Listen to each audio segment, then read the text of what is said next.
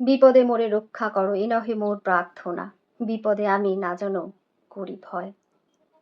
পরমপিতার প্রতি এমন সুন্দর, এমন সঠিক মন্ত্র আর কি বা হতে পারে? এই মন্ত্রের স্রষ্টা যিনি, তিনি নরকুলের স্বয়ং দেবতা। তিনি আলো, যার আলোয় বাঙালি দীপ্ত। যথার্থই তিনি ইন্দ্র, যথার্থই তিনি শক্তির আধার, যথার্থই তিনি গুরুদেব।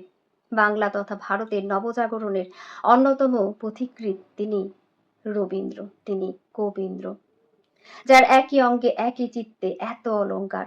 হ্যাঁ, তিনি কবি, তিনি সাহিত্যিক, তিনি ঔপন্যাসিক, তিনি প্রাবন্ধিক, তিনি সঙ্গীত স্রষ্টা, সুরকার, গীতিকার, তিনি চিত্রশিল্পী, তিনি দার্শনিক, তিনি বাঙালি, তিনি বাঙালি গর্ব, বাঙালির গর্ব।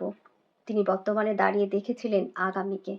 আর তাই তো তার দূরদৃষ্টিতে সৃষ্টি প্রতিটি কথা আজও অক্ষয়, অমলিন, চিরনতুন, চিরসবুজ, সঞ্জীবনী। নারী রক্তের যে স্বরূপ তিনি দেখিয়েছিলেন সেই কালে, তা এই কালেও সত্যরূপে পরিস্ফুট। অনাদর নারী আজও দুঃখ বোধ করতে লজ্জা পায়, কারণ তার মতে অনাদর জিনিসটাই ছাইয়ের মতো।